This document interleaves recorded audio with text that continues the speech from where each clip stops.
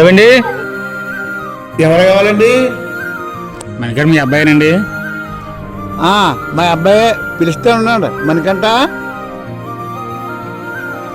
Inter అయిందండి కదండి, degree మా కాలేజీలో జాయిన్ చేస్తారని వచ్చాను. మేము కూలి పని చేసుకుంటే కూడా అండి మా అబ్బాయిని గవర్నమెంట్ కాలేజీలో జాయిన్ చేద్దాం అనుకుంటున్నాను. అంతంత ఫీజులు మేము కట్టలేమండి. మా కాలేజీలో ఫీజులు ఎక్కువ కదండి, మిమ్మల్ని ఫీజుల దగ్గర కూడా ఇబ్బంది పెట్టాం. వీళ్ళ ఫ్రెండ్స్ కూడా మా దగ్గర జాయిన్ అయ్యారండి, కావాలంటే వాళ్ళని అడగండి. సరే, ఫీజులకి ఇబ్బంది పెట్టినన్నారు కదా, ఫ్రెండ్స్ కూడా అక్కడే జాయిన్ అన్నారు కదా, రేపు పొద్దున జాయిన్ చేస్తానండి.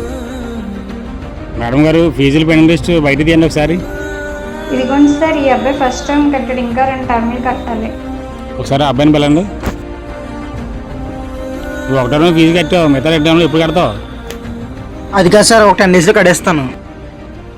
ఇంకెన్ని రోజులు మీ పేరెంట్ తీసుకెళ్ళి మాట్లాడతాను.